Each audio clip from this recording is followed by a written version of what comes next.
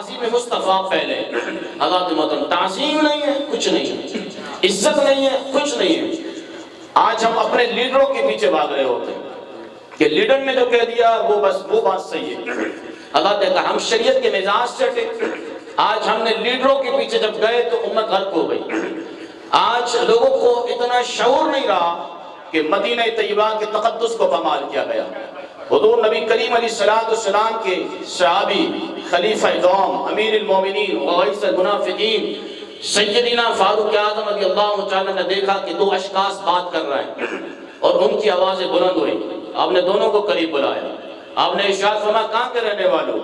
کہا کہ فلاں قبیلے کے رہنے والے ہیں۔ آپ رضی اللہ تعالیٰ نے ارشاد فرمایا اگر مکہ اور مدینہ کے رہنے والے ہوتے تو ہم تمہیں سخت سزا دیتے۔ ہماری مسجدوں کے اندر آوازیں بلند نہیں ہونی چاہیے، ہماری مسجدوں کے اندر آواز بلند نہیں ہونی چاہیے۔ آج امت کہاں آ کر کھڑی ہو گئی؟ آج لیڈروں کے پیچھے آگاہ جا کر حرم پاک کے تقدس کو پامال کیا۔ آپ پورے جہاں میں، پوری دنیا کے اندر آپ سیاست کرو، کم سے کم مدینہ طیبہ، شہر مکہ، شہر مدینہ کا تو ادب سامنے رکھو۔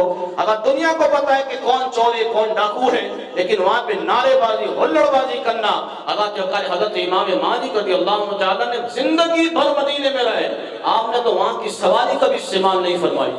امام مالک نے کبھی مدینہ طیبہ کی سواری استعمال نہیں فرمائی۔ اللہ تعالیٰ آج یہ امت اس ناج پر پہنچ گئی کہ وہاں پر جو عمرہ کرنے والے لوگ جا رہے ہیں ان کو اتنا بھی حیا نہیں آیا کہ مدینے میں عمران کے لیے، زرداری کے لیے، شواز کے لیے لوگ نہیں جاتے ہیں، مدینے جاتے ہیں تو مدینے والے کے لیے جایا کرتے ہیں۔